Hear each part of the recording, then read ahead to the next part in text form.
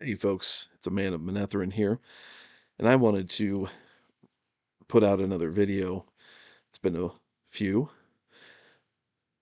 but if you have been watching Salty Texas C's live streams on Tuesday, we just spoke about our excitement for the movie The Northman that is coming out here in the U.S. here in about another 5 days, 6 days, and we are through the moon excited for this movie.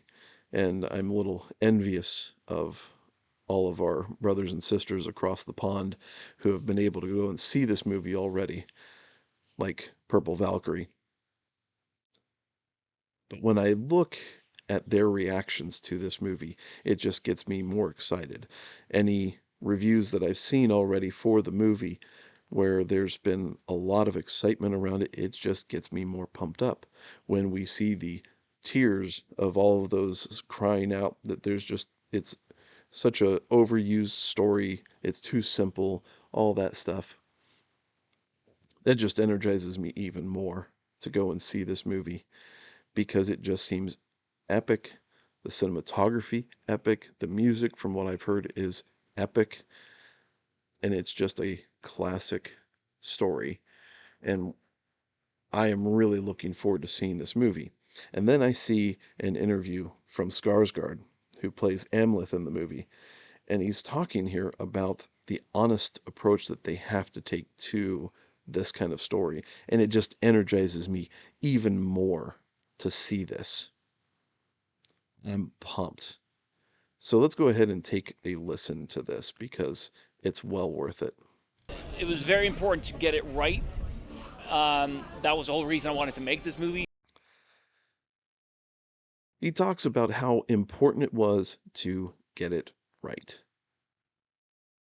How many people actually go into making these new TV shows and movies where they're trying to insert today's ideology into story realms that were never meant to include modern day, no matter what modern day era you are living in, whether it be back in the 70s or the 90s or today?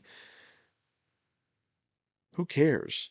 We want to go into the realm of the story. We want to go into Middle Earth that isn't infected with 2020 ideology. We don't care about that.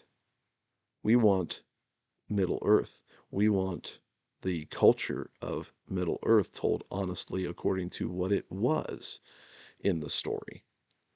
We don't want what they're trying to put into the rings of power. We want honesty and getting it right according to the actual canon.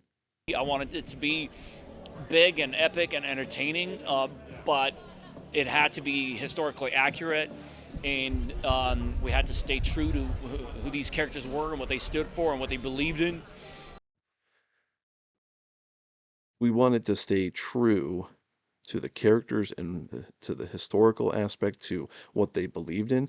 I mean, goodness, this is absolutely unchecking all the boxes of the hystericals out there who, again, want to insert their ideology. They don't want to tell true character stories. They want to tell agenda-driven ideology and think that that's an actual story. But staying true to the historical things, staying true to the characters, this was important in the making of this film. And this is why folks like me and Salty Texas C and Purple Valkyrie and Zax and MVP, we're all pumped for this movie because they're wanting to tell that story. That's why. And a big part of that is their relationship to the spiritual world, uh, to the gods. It's a big part of the movie. The supernatural elements that are supernatural to an audience in 2022, but to them, it's 100% real. So Amleth doesn't even react when he gets picked up by a Valkyrie and taken to Valhalla, or has to fight a 7-foot giant. It's normal because that's part of the folklore.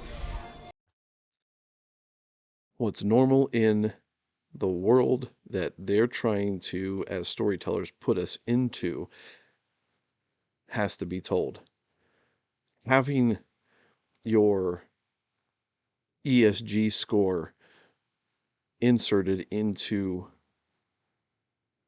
the story isn't true to the element of what they're trying to tell. And so they ignored all that, at least I'm assuming they did, from everything that I've heard and what is being presented in the previews. So it just drives the excitement all the more. That's really important. And it's really important to hear this from the main actor in the movie. It's really important to hear this from the director, because you can actually get a sense that they care about it rather than Rafe Judkins saying, "Oh, I'm a Wheel of Time fan," and then proving that he's not by doing what he did to that story in the television show, changing characters, race swapping, scene swapping, cutting out major portions of everything, actually stopping story progression for a whole 3 to 4 episodes because you want to insert all of your little elements of ESG telling when it's important to the story. Storytellers like Eggers and Skarsgård are getting it right. And that's why there's excitement about this. That's why people who are doing reviews right now are still trying to absorb the depth of the story rather than tear it apart. So that was, I don't know if, yeah, challenging, but mostly interesting in doing prep for the movie and understanding getting into the mindset of a Viking. And in terms of the barking and howling, did it take a lot of rehearsal when that came along? Uh, no, we didn't rehearse that at all. It was just one of those moments where we did it and just shot it, and it was about kind of letting that the inner beast come out. See, and this is getting me even more pumped. It was about letting the inner beast come out, having that visceral, animalistic element of war come out. And everything that I've heard is saying that this is exactly what is getting presented. They aren't holding back. And the score and everything plays into that from everything that I'm hearing. And so constant affirmation of all of this going on just does nothing but increase my excitement, and I'm hoping that the movie doesn't disappoint. And for the first time in a long time, I'm actually fairly confident that the movie isn't going to disappoint. So we'll see. Maybe I'll do a review on this. Maybe I'll just actually talk about it on Salty's live stream the following Tuesday. I'm looking forward to this. I hope you are too. I hope you guys get a chance to go and see it, because stuff like this does need to get supported to actually prove to the powers that be in Hollywood that this is the type of stuff that we want. We don't need agenda driven pseudo stories put out there that don't have a storyline. It's just, I want this, so I'm going to tell it because it checks all of these boxes. That's not storytelling. It really isn't. That's just attempted indoctrination.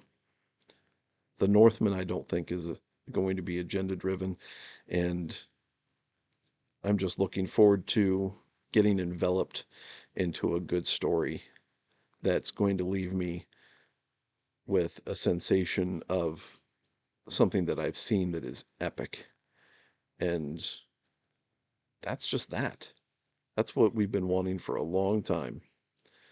And that's why we were enjoying the Lord of the Rings movies from Peter Jackson, because it allowed us to get lost in that realm and just really, really enjoy the moment. You can't enjoy the moment when you're trying to check off boxes. And I'm really glad that they're doing this movie, because hopefully it signals the end of the emasculation of heroes that uh, European lore just did a video on that I really enjoyed watching, because we need to have that masculine aspect, and we need to have, a good feminine aspect talked about as well. And we haven't been getting either side of that.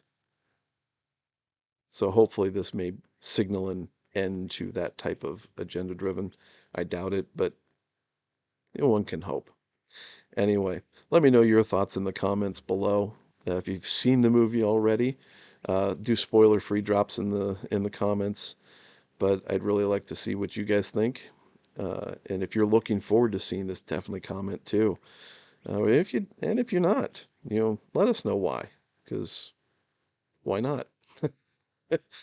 Anyway, really appreciate you stopping by and watching the video. And we will see you all later. Jagar Nivran, Taishar Manetharin.